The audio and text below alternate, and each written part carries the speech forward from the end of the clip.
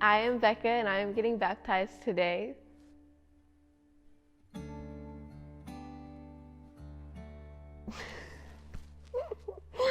I'm gonna cry.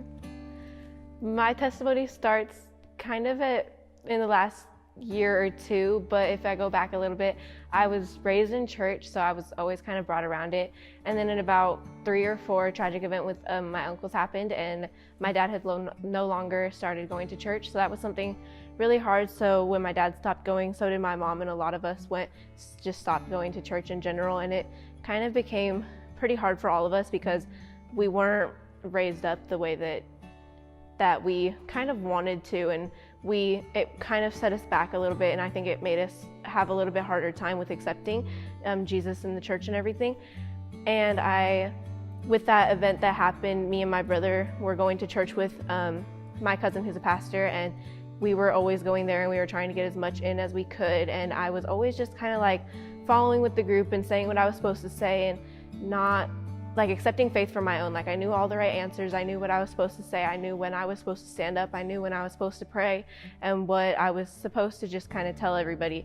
But I didn't really accept it as my own. I just kind of knew that my brother was a very faithful part of the church, and he was part of a huge community at that church, and so was my cousin. So I just knew that I just had to set the example and at least act like I knew what I was talking about, or that I knew that Jesus was there for me no matter what.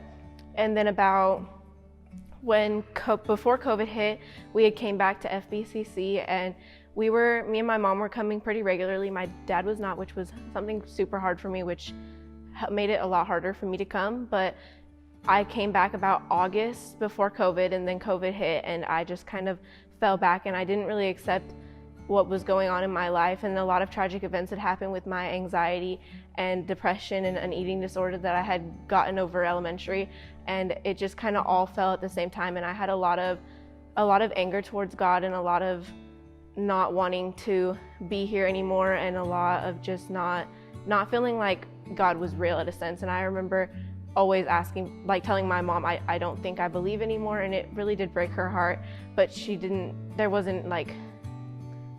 everything that she was saying I had already heard before, so it didn't feel like anything was new. And then COVID started to slow down, and then I had my eating disorder, and my depression and anxiety had gotten super bad, and I had fallen in the wrong crowd of people, and it just kind of put me at a stumbling block, and it just kind of put me in a season where I was not in tune with my faith at all. I was so far into worldly desires that I just was not myself anymore, and I was super angry at everything. I was super mean to my parents. I wasn't obeying the things that I should have been, and I was just falling into a lot of worldly desires that caused even more issues in my life.